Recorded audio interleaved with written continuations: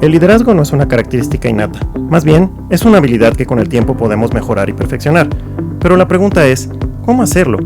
Explorando diversas aristas de liderazgo y conversando con líderes, trataremos de aproximarnos a herramientas, consejos, experiencias que se traduzcan en ayudas tanto para quienes son líderes como para aquellos que inician o tienen la inquietud de volverse líderes. Hola, mi nombre es Oscar Luna y esto es Mejorando tu Liderazgo, conversaciones con líderes para líderes. Comenzamos. Hola, bienvenidos a otro episodio de Mejorando tu Liderazgo. El día de hoy vamos a platicar sobre el coaching ontológico, la propuesta que tiene, de qué se trata.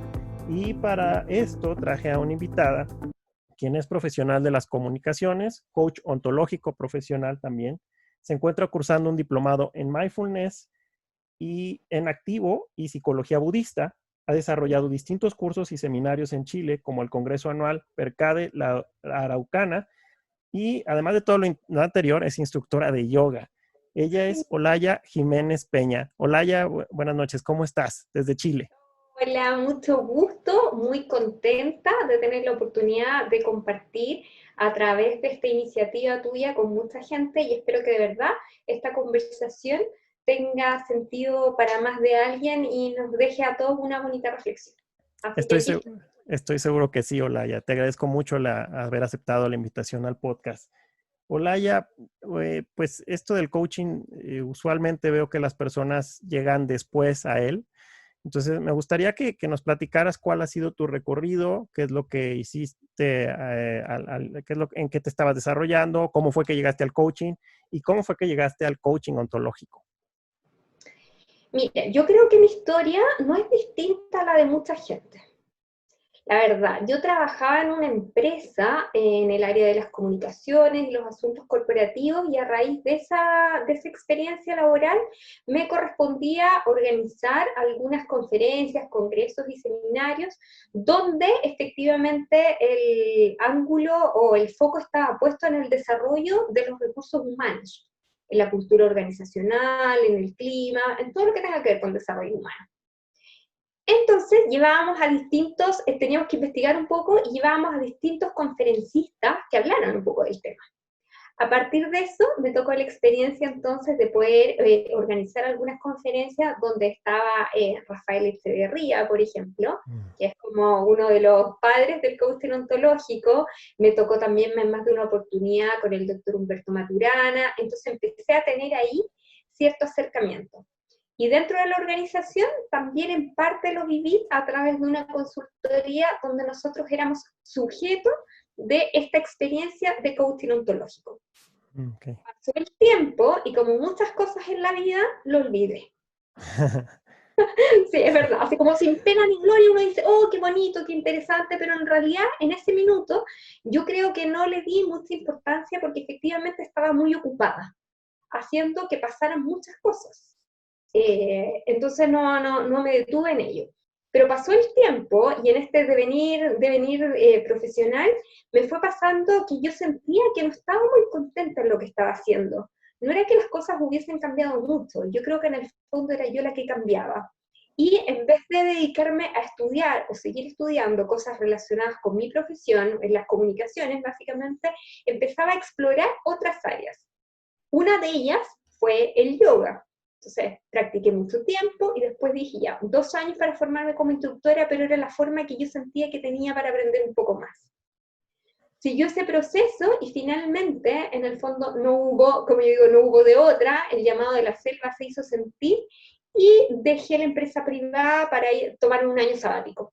Dije, este es el momento que tengo definitivamente para descubrirme, no sabía qué era lo que iba a hacer, no sabía hacia dónde quería ir, no tenía experiencia ni siquiera en buscar un trabajo y ni siquiera sabía si quería buscar un trabajo o de qué se iba a tratar, no sabía. Entonces me inventé un viaje a Australia un rato, estuve viajando 6 meses por allá y después me tomé el resto del año para viajar por el sudeste asiático. Todo esto no a los 20 años, a los 42. Ok. Era un poquito arriesgado, pero bueno, decía que de alguna manera, ahora, la intuición que existía detrás puede parecer un poco vanidosa, pero yo creo que era real. Okay. Yo sentía que en el fondo tenía otros talentos que no había explorado nunca, porque no era necesario hacerlo. y que lo que estaba haciendo ya no tenía mucho sentido más para mí. Entonces no se trataba ni del puesto, no se trataba tampoco de la remuneración, no se trataba de la proyección profesional, se trataba de cómo quería vivir esta parte de mi vida. Y si no me obligaba un poco, era precisamente por miedo y por comodidad, y eso tenía la certeza de que yo mismo no me lo iba a perdonar nunca. Entonces, esa fue como lo que me impulsó a dejar todo.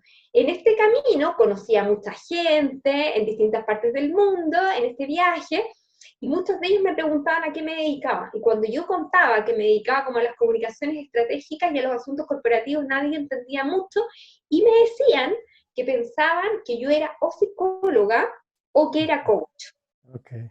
Yo dije, algo tiene que ver esto entonces, algo tiene que pasar con esto. Y cuando volví a Chile, lo primero que hice fue entrevistarme con una antigua conocida a través efectivamente de estos congresos que trabajo hoy día con Rafael Echeverría. Le conté un poco cuáles eran mis cuestionamientos, hice varias entrevistas y decidí embarcarme en esto. De lo que, por supuesto, no me arrepiento porque ha sido un camino, sobre todo yo te diría que de autodescubrimiento. Pero así llegué. Ok, ¿y cuántos años llevas en esta nueva aventura? 4 años, 3 años Ok, y un poco ok, más. ok. Me gusta mucho tu historia porque hablas de que ya en una etapa bastante avanzada de la vida tomaste una decisión que para muchos es complicada. Digo, me imagino que tienes familia o no sé en qué circunstancias estás, pero seguramente tienes familia, etcétera, y no es una decisión fácil cuando estás, sobre todo pensando en una estabilidad, que es lo que usualmente se dice que se busca en estos periodos de la vida. Y sin embargo, tú tomaste una decisión valiente, tú dices, fue mi intuición, y que eso es valioso para quien sea que esté escuchando, porque le indica que en cualquier etapa de tu vida, ya lo he dicho en algunas otras entrevistas, tú puedes tomar una decisión y nunca es tarde para desarrollar cualquier otra cosa. Y algo que dices bien importante, me hubiera arrepentido de no haberlo hecho. Tomaste una decisión y te fuiste con ella y estás en esta nueva etapa y sin más, ¿no? Sin pensarlo mucho.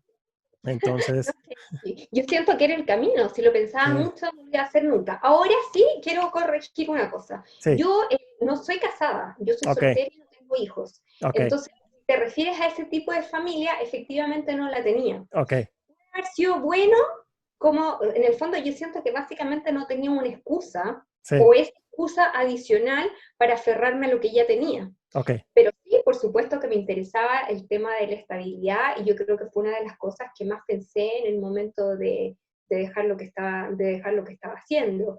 Y eso era lo que pensaba por un lado, pero más bien que yo creo que es lo que tiene más que ver con esta conversación, era lo que me enfocaba. Yo ok. sabía que lo que estaba sintiendo era algo que ya no quería sentir más y que tenía que buscar en otro lado. Y que si me ponía a pensarlo, excusas iba a tener un Ujú, montón. ujú, Todo decía que me tenía que quedar donde estaba, sí, pero la verdad es que en el fondo ya no quería. eso. Y ya hablaremos de las voces y del diálogo interior, pero hay que escucharse y atender ese llamado, como le llamaste tú también, ¿no? Pues vamos platicando, Laia. Eh, ya no eres mi primer coach en el programa, bueno, en el podcast, mejor dicho. Entonces, más o menos he escuchado explicaciones. Si eres la primera con esta versión, Ujú. entiendo que el coach tiene que ver con hacer preguntas difíciles, con la mayéutica de Sócrates, al menos es lo que he entendido. Pero, ¿cuál es la propuesta específica del coaching ontológico? ¿Qué lo hace diferente de otras versiones o acepciones? Mira, yo lo primero que me gustaría es un poco desmitificar esto de las preguntas difíciles.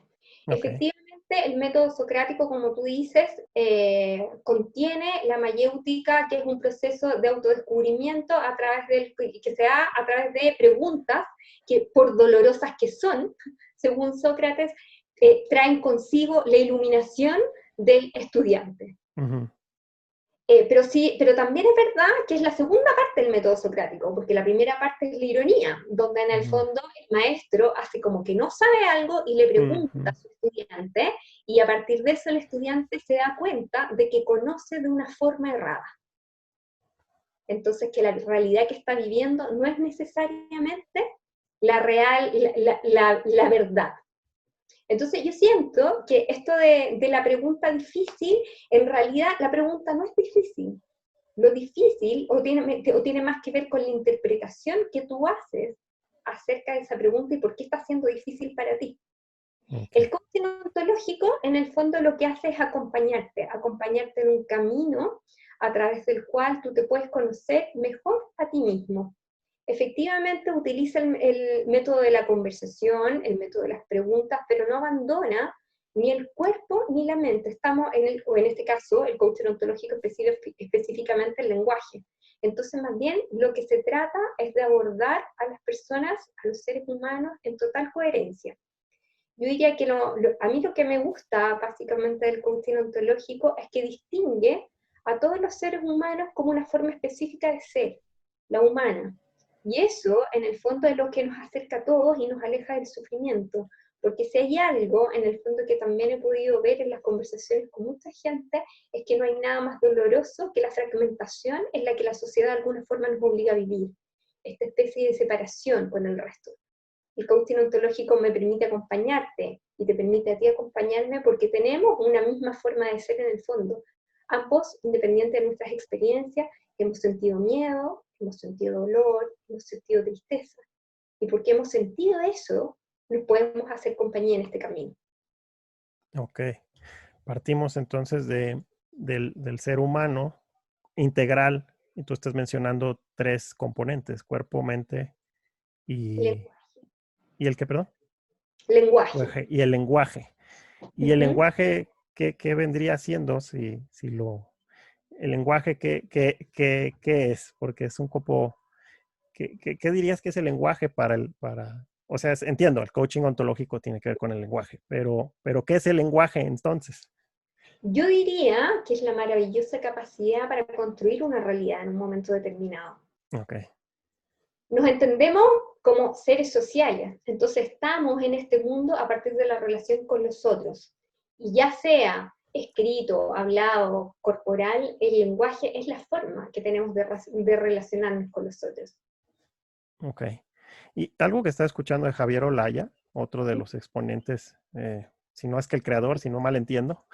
Julio Olaya. Julio, perdón, Julio, el creador del coaching ontológico, si no mal recuerdo, que bueno, tiene mucho que ver con Rafael también. Sí, eran socios en su origen. Sí, pues que hay mucho de rescate de la naturaleza, del medio ambiente, vaya, él mencionaba en una conferencia que hacía referencia al libro de Milton Friedman, donde dice que las empresas, el último interés que tienen es que los accionistas ganen dinero, y cómo eso ha venido a dar el traste a no sé cuántos años ya de historia, en donde si nada más nos preocupamos por ese componente, pues todo lo demás se va al traste, ¿no? Todo lo demás no importa, solo producir. Y es un rescate que también quisiera mencionar, acompañándolo con esta fragmentación que mencionas y que es cierto, el coaching ontológico trata de reintegrarnos y eso conlleva también una mejor integración, no solo con nosotros como personas, sino con el mundo como un todo, lo cual me gusta también del coaching ontológico. Escuchaba también a Pablo Heinig, si no mal recuerdo, argentino, que también me han gustado mucho las cosas que he escuchado de él, y parte volvemos al lenguaje, y dice, la realidad, ¿cómo funciona el lenguaje? ¿Nos ayuda a explicar la realidad o nos ayuda a crear la realidad? Y me encantó esa pregunta y él dio su respuesta, pero me gustaría planteártela también a ti desde el coaching ontológico, ¿no? ¿La crea, la explica, ambas? ¿Qué sucede con el lenguaje y la realidad? Ambas. Yo diría que de todas maneras distingue desde el coaching ontológico dos actos lingüísticos en tu pregunta. Uno son las afirmaciones que dan cuenta efectivamente de la realidad, esta facultad que tenemos para explicar las cosas. podemos en el fondo coexistir porque hay cosas en las que ya no hemos puesto de acuerdo y ambos entendimos cuál era la plataforma hoy día por la cual nos íbamos a comunicar, que era Zoom. Podemos dar cuenta de hechos a través de los cuales en el fondo también podemos relacionarnos con los otros. Cuando nosotros describimos, también estamos disponibles para aportar evidencias acerca de eso. Entonces sí, efectivamente explica la realidad. Pero por otro lado, también la crea. Y ahí tienes otra, en el fondo, otro acto del lenguaje, como son las declaraciones, y que tiene que ver con esta capacidad que tenemos para cambiar el mundo a partir de aquello que decimos. Hay un antes y un después de algunas declaraciones. Por ejemplo, en el minuto que tú te casaste, vi, no sé, parece que tenías argolla en la mano. Así es. Aquí dijiste, acepto. Potente declaración. Hubo un antes y un después de tu sí, acepto. Dejaste de vivir la vida de soltero, me imagino, para comenzar a vivir la vida de casado, que es otra vida. Entonces, desde ese punto de vista, te cambió la vida. Y también se la cambiaste a otros. Y el mundo comenzó a relacionarse contigo de una manera diferente. Se relaciona contigo como un hombre casado, como un padre de familia, no tengo idea, pero se relaciona distinto de cómo se relaciona con otros que no lo son. Abre, en el fondo, puertas, nos abre la posibilidad de universos distintos. Ahora, esto en la vida diaria, yo siento que es súper relevante, porque en el fondo yo te puse un ejemplo que es bien práctico y bien evidente, como el de sí acepto. Pero me pasa, por ejemplo, que en conversaciones o en sesiones de coach, o simplemente en entrevistas con ejecutivos o con otras personas, hay tantas declaraciones que hacemos en el momento de una simple conversación y que pueden efectivamente abrirnos a universos distintos. Entonces, cuando conversas, por ejemplo, con alguien que tiene algún conflicto dentro de la organización, que no es capaz de movilizar a su equipo o algo por el estilo, y yo les pregunto y les digo, puta, pero en el fondo, ¿qué pasó? ¿Qué dijiste en ese minuto? Y te hago una explicación que es bien práctica. Bueno, puse las metas, dije que no las estábamos cumpliendo, a qué nos exponíamos con esto, ya toda una explicación. Y yo le digo, ya, ok, eso era todo. Sí, eso era todo, porque era, y te dicen cosas como, sí, porque eso era la verdad. Era realmente lo que estaba ocurriendo. Y en ese minuto yo les digo, ya, pero ¿y qué pasaba contigo, por ejemplo? ¿Les contaste cómo te estabas sintiendo en ese momento? Les dijiste, por ejemplo, efectivamente, que estabas asustado por la posibilidad de cerrar la organización, tener que despedir gente. ¿Acaso eso no forma parte también de la realidad? ¿Eso no daría cuenta de la verdad de manera más completa que solo de un aspecto de la realidad? Usualmente eso no ocurre. Entonces, ¿qué es lo que te quiero mostrar con esto? Que si bien es cierto, entonces el lenguaje construye realidades, es súper importante tener en cuenta que yo puedo, en el fondo, lenguajear, puedo hablar con otros o me puedo comunicar a partir también de lo que estoy sintiendo, y eso no está exento de esta realidad que estoy intentando traspasar o que en el fondo estoy intentando crear. ¿Me explico? Sí, más o menos te sigo. Ya. Más o menos te sigo. Sí, mira, en el fondo lo que te quiero decir es que la realidad no es solo aquello, cuando te digo que se construye también a través del lenguaje, no solo en el fondo doy cuenta de ella, es que cada vez que en el fondo yo emito una declaración, estoy dando cuenta de algo que ocurre conmigo, y a partir de eso ocurren cosas distintas a aquellas que ocurrirían si yo no doy cuenta de eso que estoy haciendo, de eso que estoy sintiendo. Entonces, Okay. aquello que yo estoy diciendo siempre, siempre tiene que ver mucho con aquello que estoy sintiendo. Okay. Otra cosa es que no me esté dando cuenta de aquello que estoy sintiendo. Entonces estoy construyendo una realidad que es en teoría distinta a la que podría haber construido si hubiese tomado en cuenta la emocionalidad que estaba. Ya. Ahora Ya me quedó mucho más claro. Y eso es un problema muy común, creo yo, el tener una, tiene que ver, si nos metemos más a psicología, pues a una represión quizás, a construirte, tratar de construir por ejemplo, si tus padres aspiran a que tú seas de cierta manera, a lo mejor tú callas ciertas, eh, o sí, empiezas a dejar de decir ciertas cosas y dices otras porque quieres cumplir con dicha expectativa, por ejemplo, ¿no? Y ahí estás construyendo una realidad y ya después puede haber consecuencias como arrepentirte de las decisiones y a lo mejor quejarte de lo que tomaste como decisión porque piensas culpar a otros y bueno, ahí se vuelve otra cuestión, pero todo parte del lenguaje, estoy de acuerdo. Yes. Ok, ok, Olaya. Perfecto. Y bueno, pues específicamente a los líderes, eh, obviamente el lenguaje o lo que utilizamos, se utiliza para estarnos dirigiendo, pues tiene una importancia, ¿no? Entonces, nuestros pensamientos al final son esas voces, son lenguaje también, solo que es un lenguaje interno. Y si no somos conscientes, como ya comentamos, pues se nos pueden revertir cosas, ¿no?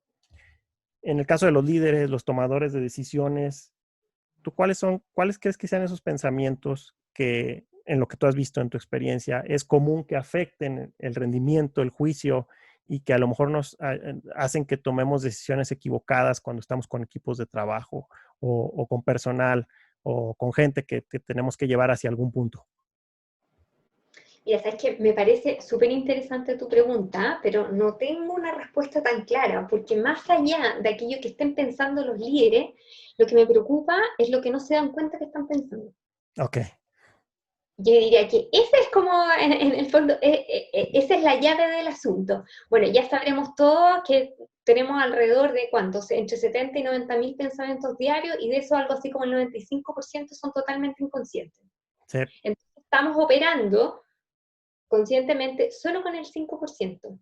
Entonces, pucha, estoy trabajando con ese 5%, es bien poquito. Y en general, cuando tú hablas de ejecutivo, es gente que tiene bastante entrenamiento en altos aspectos, incluyendo en temas de desarrollo humano y comunicaciones. Entonces, yo siento que por ahí no encontramos en general la respuesta. Empezamos a encontrarla un poco más en este trabajo interior de darse cuenta de cuáles son todos aquellos pensamientos que me abordan día a día, en los que estoy como rumiando y de los que no soy consciente. ok. Cuando nos damos cuenta de eso, en general comienzan a cambiar el tipo de conversaciones que tienen. Ahora, la pregunta obvia es, ¿por qué no nos damos cuenta de eso que estamos pensando? Una respuesta también ya obvia a estas alturas es que porque en general un ejecutivo ya tiene más de 35 años y no es más que el conjunto de hábitos en su vida. Sí, puede ser, pero eso no me da muchas posibilidades de cambiar. Entonces, yo te diría que ahí está, en el fondo, y que creo que es un hallazgo muy bonito para mí de ver, que también la mayor parte de las personas que ocupan estos cargos son gente súper consciente y que tienen las mismas aspiraciones, los mismos miedos y las mismas inquietudes que la gente con la que trabajan. Entonces no es tan difícil entrar un poco en su universo porque también tienen la intención de conocerse a sí mismos para poder cambiar aquellas cosas que saben que no les están resultando. Y cuando nos vamos ya en lo más profundo, nos damos cuenta que en general esos pensamientos tienen que ver con el miedo al fracaso, con el miedo al rechazo, con el miedo a no ser querido. Todo se traduce en el fondo, este miedo es que en el fondo tengo miedo a no conseguir el objetivo que me había propuesto. Pero ¿qué importancia tiene eso? Es que en realidad sí, no consigo ese objetivo, es que he fracasado. ¿Y qué importancia tiene para ti haber fracasar? Es que si fracaso, a lo mejor dejo de ser quien soy. Ya no me quieren como me querían antes, ya no me valoran en esta organización, pierdo el respeto. Con eso tiene un poco más que ver. Entonces, cuando logran darse cuenta de cuántos pensamientos relacionados con el miedo están abortando su adecuada comunicación o el logro de sus objetivos, las conversaciones comienzan a ser mucho más positivas y, por supuesto, más honestas, y con eso, en el fondo, empieza un círculo virtuoso. Además de asesorarse si alguien estuviera escuchando y dijera, sí, híjole, ¿cómo me doy cuenta? ¿Qué puedo empezar a hacer para ser más consciente de esos pensamientos?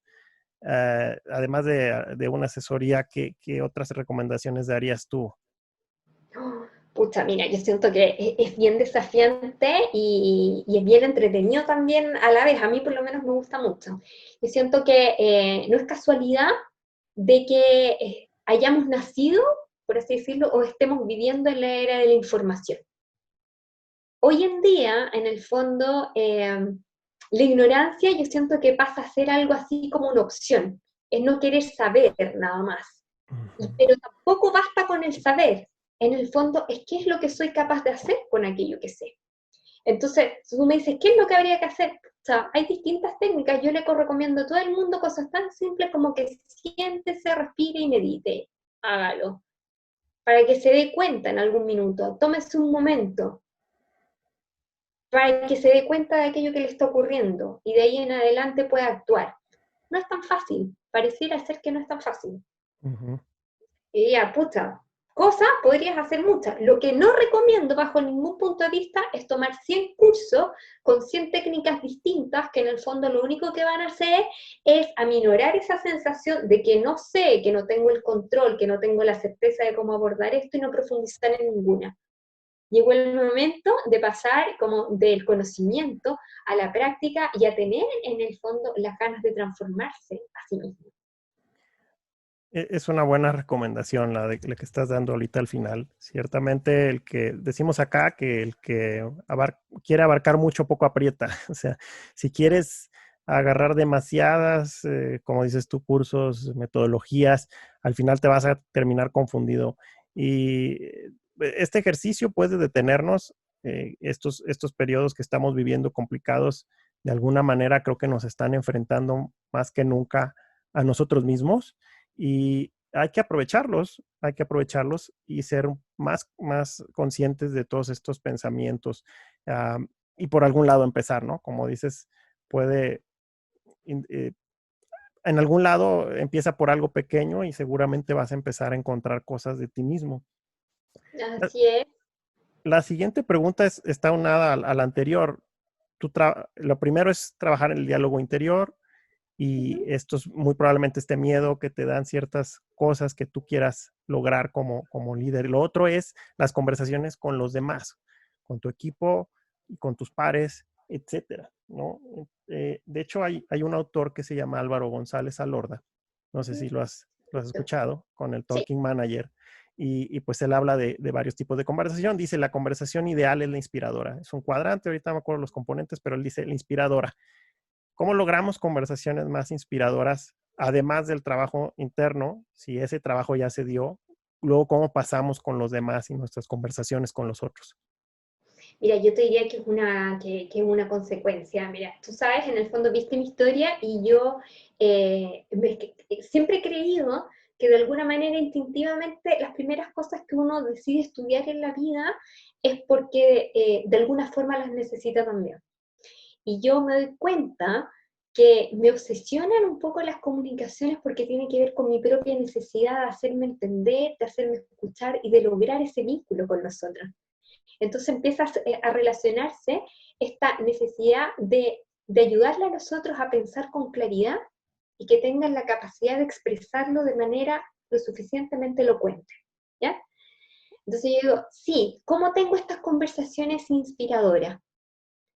Hay varias formas, pero mira, quiero rescatar en el fondo una experiencia distinta. Tú sabes que yo trabajo también haciendo asesorías en comunicaciones, entonces. Y tengo muchas entrevistas y conversaciones con ejecutivos que vienen más bien del área de la publicidad y del marketing. Y ellos te dicen en estos tiempos tan convulsionados, ya llevan mucho rato con la economía que es tan variable, dice, los mensajes en el fondo que logran mayor engagement con sus audiencias son aquellos que están basados en la honestidad. Esos mensajes en el fondo logran, de alguna manera que son más genuinos, logran sintonizar con la audiencia y que la audiencia te prefiera. Digo, eso es súper extrapolable a lo que ocurre con el liderazgo, siento yo, y con los Por recursos humanos, supuesto. con el desarrollo personal, porque finalmente las personas no queremos un discurso perfecto, no nos interesa algo que pase la prueba de la locura por todos lados, no, nada más necesitamos en el fondo algo honesto, algo genuino que nos permita creer en el otro. Entonces, yo, ¿cómo se logra eso? Primero tienes que pasar necesariamente por ese trabajo interno. Si a ti no te hace sentido, difícilmente vas a conseguir que le haga sentido al otro también. Eso puede ser un proceso un poco complicado, porque a veces te das cuenta que dentro de una organización aquello que te están pidiendo hacer no tiene mucho sentido para ti. Y es ahí donde vas a tener que empezar a explorar. Y tal vez en eso está también poder transmitírselo a tu equipo y que logren encontrar algún sentido entre todos también. Puede que no le encuentre sentido no porque no lo tenga, sino porque no lo estoy viendo. No te acuerdes que, no te olvides que finalmente todo pasa por la interpretación que yo estoy haciendo de los hechos. No es la verdad absoluta, es mi ángulo, es mi mirada. Entonces yo creo que es inspiradora si esta conversación no está centrada en mí mismo y más bien tiene que ver con construirla con el otro. Y el requisito sine qua non que tiene es que yo sea lo suficientemente genuino y auténtico. Dijiste muchas cosas en las que coincido bastante y auno esto del mensaje honesto, genuino, con el storytelling tan mencionado. Y el storytelling no es otra cosa más que contar historias que son muy personales y que eso conecta mucho más con una audiencia que dar números, que dar cifras, que dar el discurso perfecto, lo dijiste bien. Las personas se enganchan cuando ven que hay un ser humano del otro lado de sí mismos, no cuando ven una perfección, porque ciertamente nadie es perfecto. Ya he estado buscando, quiero hacer también una entrevista para hablar del storytelling, que es otro tema, Sí, eh, y que me gusta mucho. Y ahí lo conecto. Las personas van a responder mejor quien sea de nosotros con una buena historia, porque esa historia refleja nuestra humanidad, ¿no? Nuestra humanidad. Y el liderazgo se ha estado transformando cada vez más a eso que al modelo viejo anterior, que es yo soy el líder, yo estoy arriba, tú no, tú obedeces, tú escuchas. Eso se ha estado transformando cada vez con mayor celeridad y ahí entra lo que tú estás mencionando. De otra manera no hay conversaciones inspiradoras, de acuerdo contigo, y el interés genuino por el otro, que eso es una capacidad de escucha que se tiene que desarrollar, uno tiene que desarrollar porque no es sencillo. Creo que el mundo no nos ayuda a escuchar, pero hay que desarrollarlo si queremos estar al frente de un equipo, e incluso si no, por nuestras familias, nuestros amigos, etcétera, nuestras relaciones. Muy interesante, Olaya. Otra cosa de la que he escuchado en el coaching ontológico es esta habilidad que tienen los seres humanos para rediseñarse, para redefinirse. De hecho, el inicio de este podcast menciona, el audio que dejé es que la habilidad de liderazgo no es una habilidad innata, sino que la vamos desarrollando. Habrá quienes tengan ciertas capacidades de inicio, como talentos, que eso es sin duda, pero alguien que tú podrías decir que no tiene talento alguno puede desarrollar algo bastante sólido si se lo propone. Eh, ¿Cómo sacudirnos esta idea de que somos inmutables, de que ya estamos definidos, de estas creencias, que somos de cierta manera y que no podemos cambiar? Eh, Obviamente ahí está el lenguaje, que creo que por ahí va a ir a lo mejor la respuesta, pero te dejo a ti contestar. ¿Cómo le hacemos para deshacernos de estas ideas? Oye, ahí abrazo definitivamente un poco más esta perspectiva budista y el concepto de la impermanencia. Efectivamente, nada es inmutable. Bienvenido el cambio desde ahí. Pero tú mencionaste algo también que a mí me quedó dando vuelta cuando estabas introduciendo la pregunta.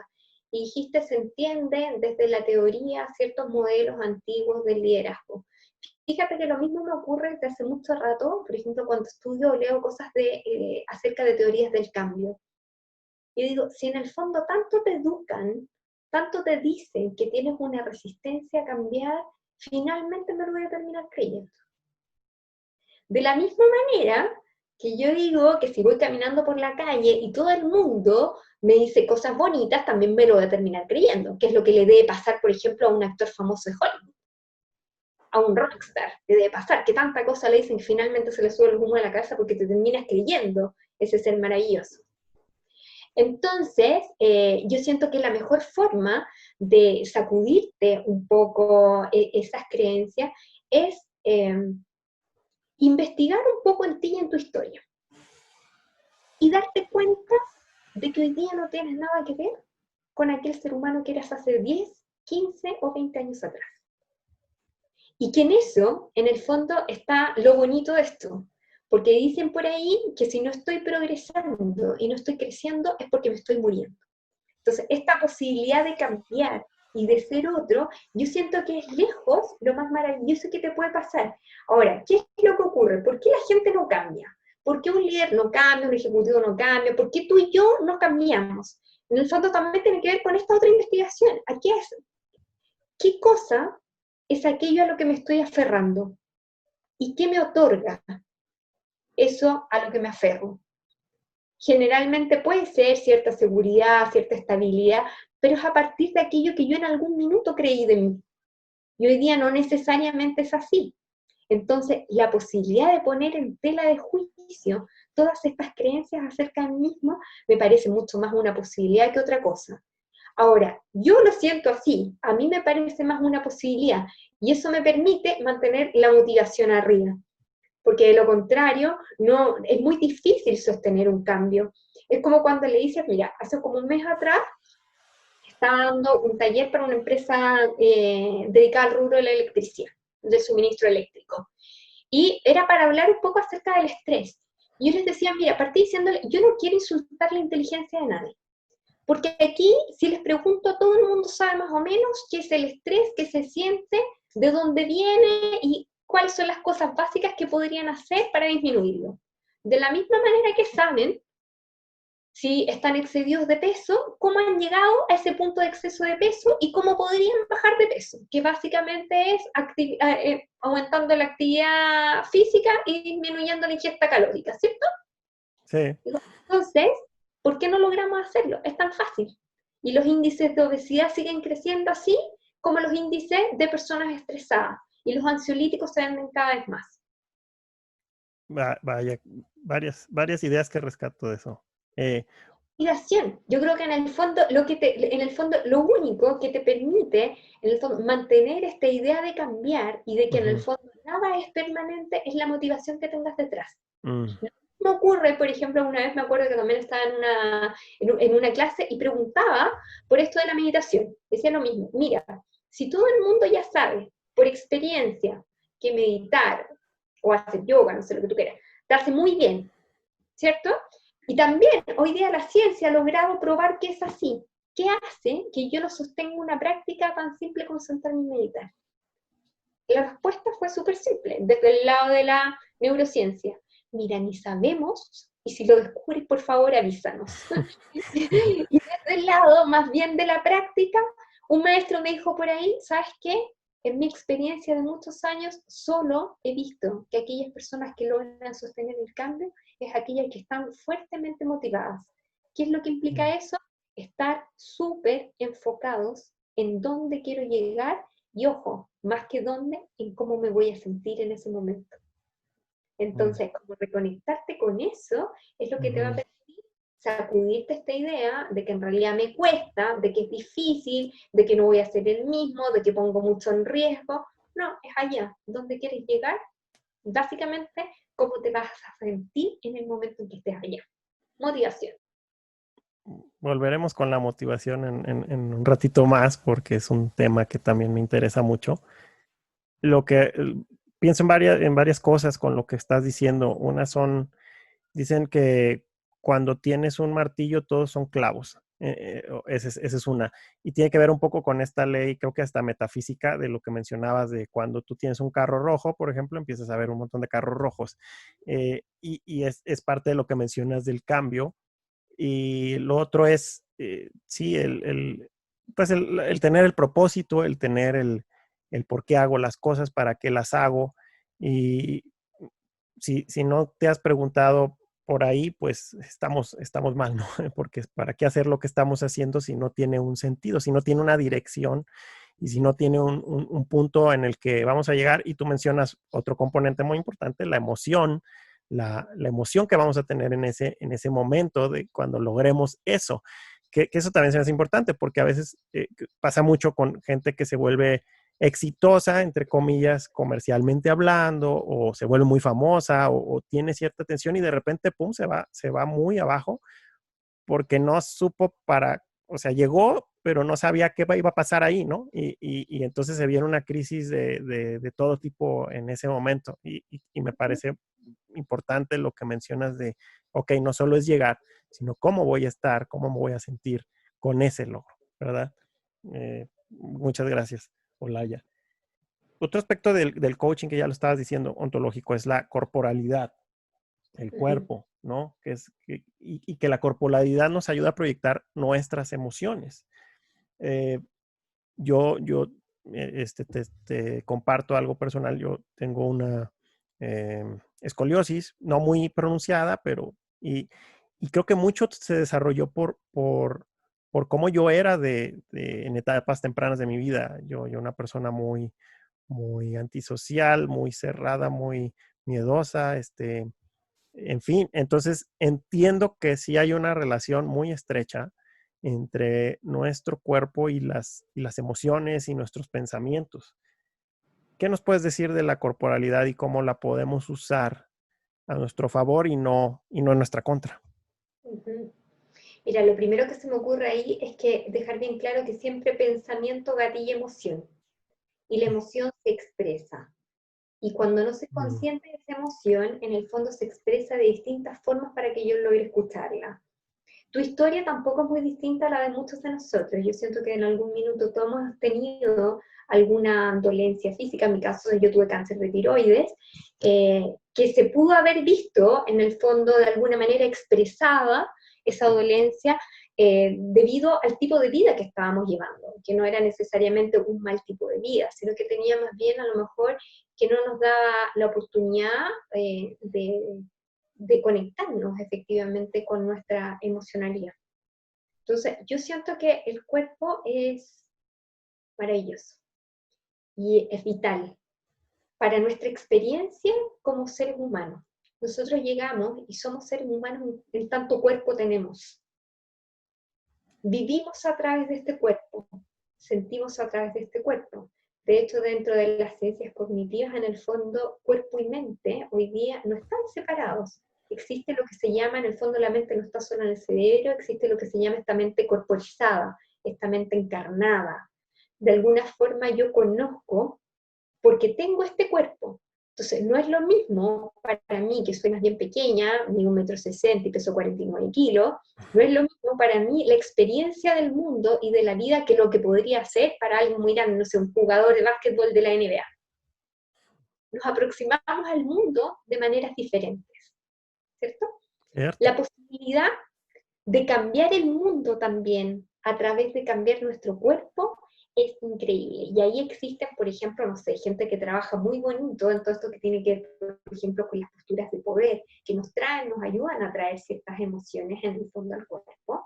Cómo podemos en el fondo transformarnos desde ahí, pero también sabemos, y que yo siento que es la parte, o sea, como por lo menos a mí, la que me resulta como más interesante. Yo siento que el cuerpo no es eso que dicen por ahí como que el recurso olvidado, porque mi cuerpo no es solo el transporte de mi cabeza tampoco, no, el cuerpo es aquello que me permite estar en el mundo, tener la experiencia de vida que tengo, y se influye mutuamente entonces de alguna manera con mi cerebro, con mi mente, con mis emociones. Cambio la realidad cuando cambio mi corporalidad. Si yo, por ejemplo, hoy día, que te dije que soy más bien pequeña, peso menos de 50 kilos, amaneciera mañana pesando 50 kilos más, casi 100 kilos, en el fondo, mi relación con el mundo sería distinta. Entonces la pregunta ahí está, cuando tú me dices, ¿qué posibilidades tengo? Chuta, N posibilidades. Puedo pensar en el tipo de vida que quiero tener, en el tipo de experiencias que quiero vivir y necesito una corporalidad que me acompañe para eso. Entonces yo diría, ¿desde dónde comienzo a trabajar? Un mecanismo fácil y evidente de empezar a trabajar es el cuerpo. Es lo primero en el fondo que tengo a mano para decir, para recordarme eso que es eso a donde quiero llegar, eso que me inspira. Entonces, influye absolutamente. Existe, obviamente como un mecanismo o como un recurso para expresar las emociones. Pero ojo, que también en el fondo el cuerpo cambia a partir de las emociones que estoy experimentando. Entonces es bidireccional. Yo no lo vería nunca como un instrumento, lo vería parte como de la experiencia integral de ser humano que soy, que estoy teniendo. Mm. Me acordé otra vez de Pablo Heinig, porque él decía algo así como que el cuerpo termina siendo el aparato para llevar de una junta a otra nuestra cabeza o algo así. Este, que tiene mucho que ver con lo que estamos platicando. Con este Eh, enfoque cerebrocéntrico que tenía la sí, ciencia antes. es a lo que iba, que precisamente esta disociación, lo conecto más bien con el inicio de nuestra entrevista, esta disociación entre los componentes cuerpo, mente, y sí se vuelve una racionalidad extrema y pensar que todo es raciocinio, que todo son ideas, es un error. En nuestro cuerpo es finalmente nuestro primer contacto con el mundo, es lo que estás diciendo, lo cual, pues sí, de otra manera no vamos a entenderlo. Las ideas no andan por ahí volando pues como en una idea ahí platónica, no, necesitamos aterrizarlas y no hay otra manera de aterrizarlas que el cuerpo y la Y cuando, emoción. y cuando tú lo relacionas con la emoción, también es bien interesante las pistas que te da el cuerpo. Mm, ¿Cuántas veces no soy capaz de distinguir la emoción que estoy teniendo, pero sí aquello que me está ocurriendo? ujú. Y ahí hay una inteligencia también que es bien natural y es bien primaria. ¿No te ha pasado nunca entrar, por ejemplo, en una oficina y sentir algo extraño y sentirte incómodo? Yo creo que sencillamente que tu cuerpo se dio cuenta antes que tu mente de aquellos aspectos que, por ejemplo, no te provocan seguridad en ese ambiente. Por ¿No supuesto. te ha pasado también? Pero por el otro lado tienes esta otra cosa, de ver a una pareja, por ejemplo, y tú decir, ahí algo pasa, parece que se gustan o algo, y ellos no se han dado cuenta ni siquiera, Sí, porque nosotros también. decimos, oye, pero a ti parece que te gusta, y te dicen, no, No no, es si mira cierto. aquí, pero no. En realidad, lo que todavía no son capaces de entender con la mente, el cuerpo ya hizo, y es muy Así evidente. es. Así que está ahí y es parte de este ser humano incompleto e integral que está siendo en este minuto. Es un trabajo de reaprendizaje, ¿no? Como dicen, o de desaprender y volver a aprender, porque sí estamos muy imbuidos en otra dinámica. Ahí en el coaching ontológico definitivamente es una herramienta que nos puede ayudar a hacer ese desaprender, reaprender este proceso, ¿no? Aprovechando tu experiencia como maestra de yoga y lo que estás estudiando todavía en este diplomado que mencionabas, Ujú. esta idea del mindfulness ha cobrado una moda, una resonancia muy grande en últimos tiempos. Así que me gustaría escucharte qué significa, para quien a lo mejor nunca ha escuchado qué es esto, qué significa esto del mindfulness y si lo relacionas de alguna manera con el coaching ontológico. Mira, esto del mindfulness tiene que ver, así como la traducción más occidental y básica que todos conocemos, es estar en el aquí y en el ahora. Y mi pregunta fue, ¿qué significa estar en el aquí y en el ahora? Intento contestármelo y digo que es más bien tener la capacidad de Okay. darme cuenta en el minuto, porque es lo que me permite, de alguna manera también, crear mi futuro. Cuando alguien te dice, vuelvo al ejemplo del cuerpo porque siento que es muy ilustrativo. Cuando alguien te dice que quiere estar fitness, preparándose para el verano y lucir ese cuerpo esbelto y tonificado en la playa, en el fondo la pregunta es, ¿lo consigues cuando estés en el verano o lo consigues en las decisiones que estás tomando hoy día? Y Desde que te ya. hacen comer determinadas cosas, ¿cierto? Entrenarte o no hacerlo, es hoy día. Es entonces aquí y ahora. Para mí ha sido un descubrimiento precioso. Y aquí vuelven así como las cosas personales, siempre todo está atravesado por una historia que es personal. Yo me crié dentro, comillas, dentro de lo que es el contexto de la religión católica más tradicional. De hecho, estudié toda mi enseñanza, toda la primaria, en un colegio de monjas, muy simpáticas, muy agradables, fue una muy linda experiencia. Pero yo sentía, si bien es cierto, entonces, por ejemplo, yo hacía esta cosa que hacen en muchos colegios católicos, de que cuando tú entras a clase, en el primer momento de entrar a clase hay que rezar. Y en el mes de María también se hacían actos en el patio y había que rezar. Yo nunca tuve problemas con rezar, nunca tuve una resistencia con eso, pero pasaba el tiempo y había algo en ello que no me hacía mucho sentido, no me hacía conectar. Me olvidé, por supuesto, como de tantas otras cosas, pero pasaba el tiempo y yo decía, yo necesito algo. Y lo que sentía era una necesidad de desarrollo espiritual. Llegué a terapia, llegué al psicólogo específicamente sin ningún problema concreto, por decirlo así, es como con mucho cuestionamiento, y terminé quedándome harto rato porque sentía que era el momento que tenía para explorarme a mí mismo, como una especie de autoconocimiento. Y manifestaba esta necesidad de desarrollo espiritual y la respuesta que encontraba era, yo no rezo, porque sentía que no me hacía sentido. Y como no rezo, la intuición me decía, creo que tengo que aprender a meditar. Llegó un momento en que dije, ya, pues parece que no, tengo que pasar de esto de que creo que tengo que aprender a aprender realmente.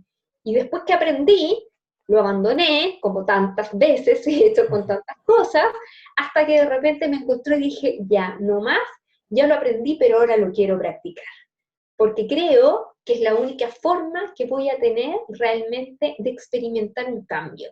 Entonces, mi curiosidad iba por desmitificar un poco esto de la meditación. Nunca creí, nunca me hizo mucho sentido esta cosa de que la gente dijera, hoy vamos a poner la mente en blanco, todo ese tipo de cosas, en el fondo no me hacía mucho sentido. Yo decía, esta cosa tiene que ser más práctica. Y en la medida que esto fue evolucionando, encontré que era lo suficientemente interesante como para poder hincarle el diente, como decimos acá. Y ha sido desde ahí una relación muy bonita con el coaching ontológico, porque yo pasé por el coaching ontológico, es algo que mantengo, yo sé como estoy ahí, pero es esta práctica del mindfulness lo que me ha permitido, yo siento, ver cosas que antes no había visto, por mucho que las haya conversado, por mucho que las haya intentado explicar, por mucho que las haya intentado experimentar a través del cuerpo.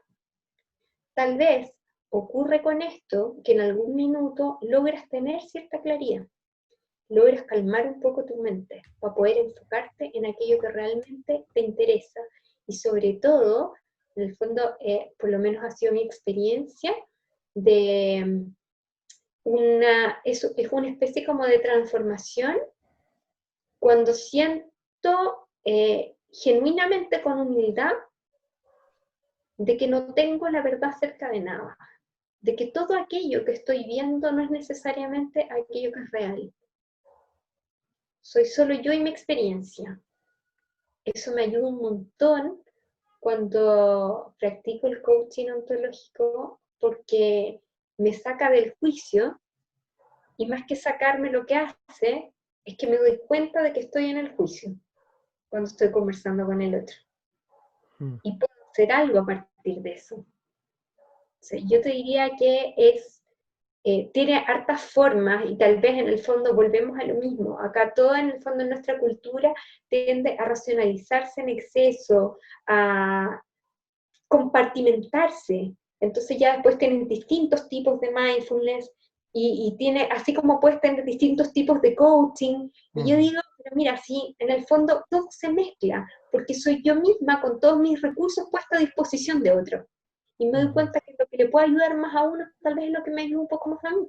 Y que también en el fondo el mindfulness tiene otra cosa muy bonita, que es esta posibilidad de explorar en la generación de emociones que son positivas y que te permiten crear un mundo más amable y más compasivo para todos.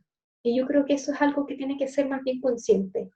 Y si estás en el fondo en la disposición de hacerlo y de estar lo suficientemente alerta, puedes cambiar algunas conductas, con el único objeto de que sea un mundo más benévolo y más amoroso para todos, inclusive en el lenguaje, en la posibilidad de hablar de amor más bien en términos universales, de hablar de amor en tu trabajo, de hablar de amor no solo con tu pareja, de hablar de amor con tu familia, de hecho de entender esta conversación y este compartir como un acto de amor, porque no sé si le sirva a alguien, pero de verdad, genuinamente, ojalá espero que así sea, por amor.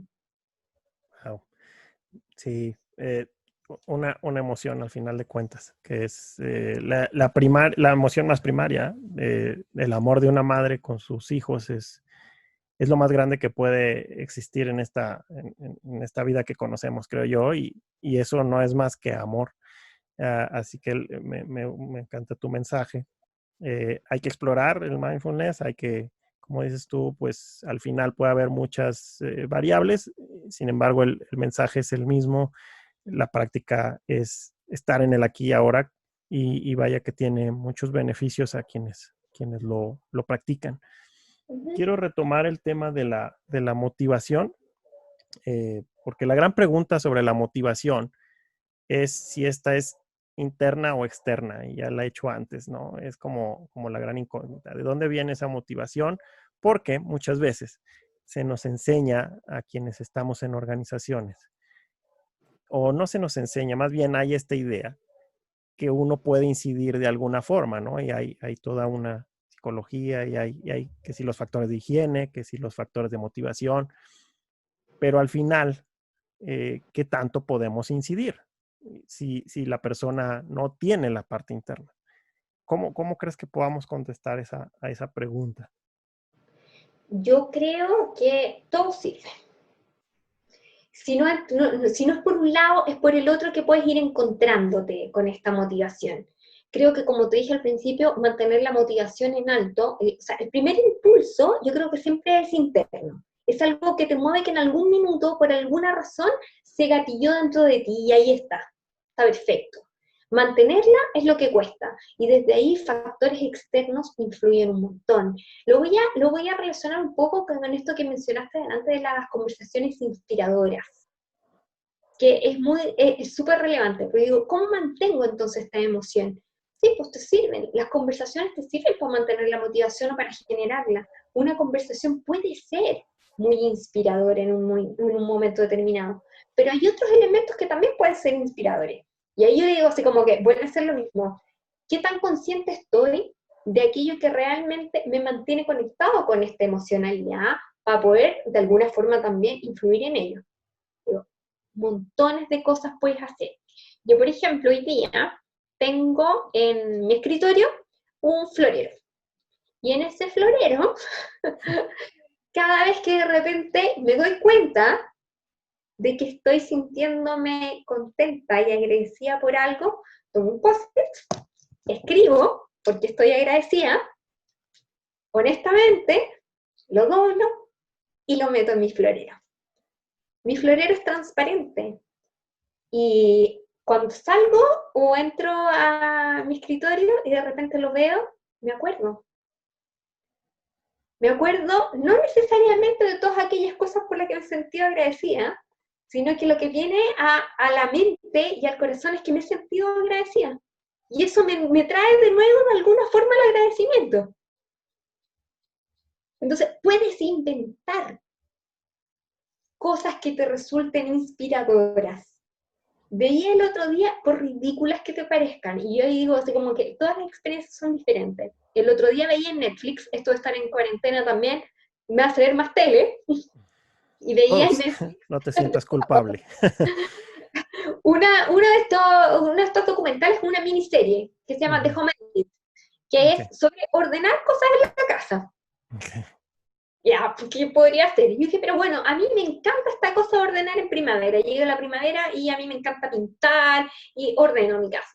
Y ya me voy a poner a verlo. Pero había un capítulo en particular que me pareció que era notable y dije, yo también eso es algo que se puede hacer y algo que voy a hacer, voy a buscar una forma de hacerlo por él.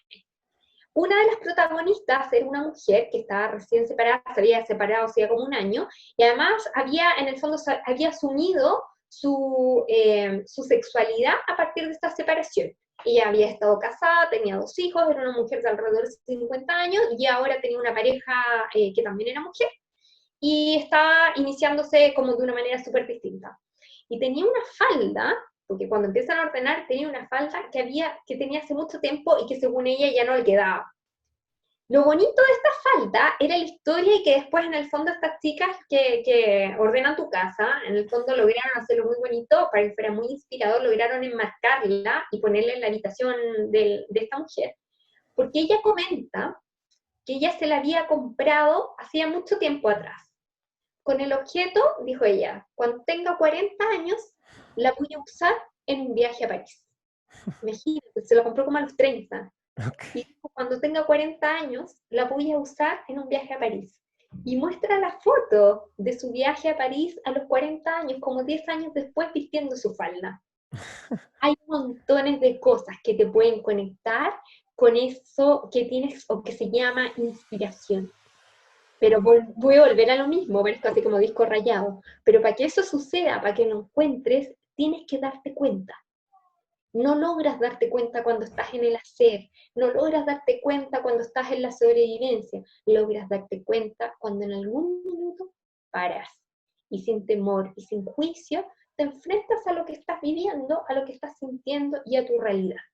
Así, simple, por crudo que parezca. Hay cosas que no te van a gustar, ok, es momento de cambiarlas.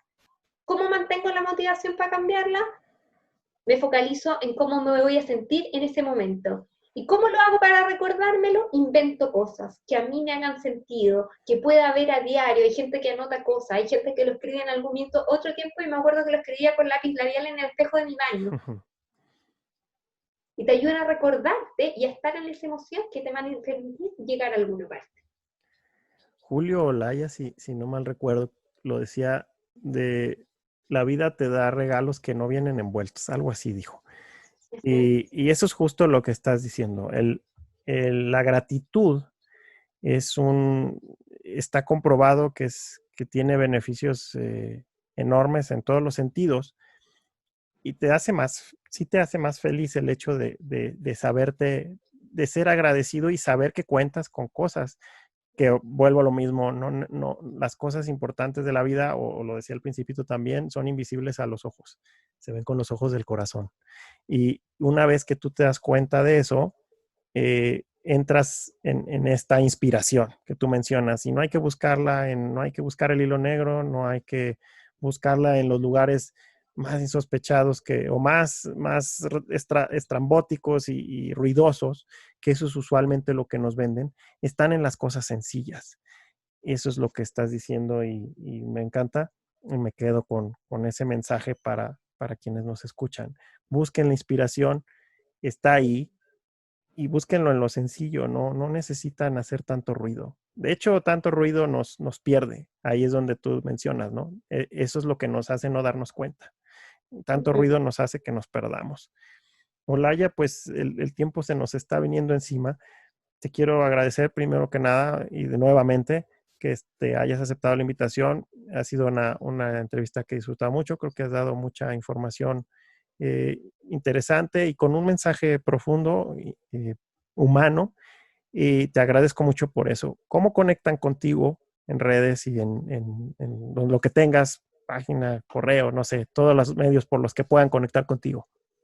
LinkedIn, yo siento que es la plataforma que más utilizo en términos profesionales, sin duda. También Instagram es súper fácil, Olaya Jiménez Peña, sí, y siempre me pueden escribir por correo, así que también te pueden preguntar a ti, que tienes todos mis datos, no hay ningún problema, voy a estar disponible. Y yo que te quería dar las gracias, te quería dar las gracias por esta oportunidad de compartir, por sentir que tenía algo interesante o algo importante que ofrecerle a otros también. Sin duda, Laia, definitivamente has aportado mucho y seguramente no será la última vez que platiquemos. Muchas gracias y buenas noches, Olaya. Un abrazo, que estés muy bien. Muchas gracias. Igualmente. Gracias. Chao.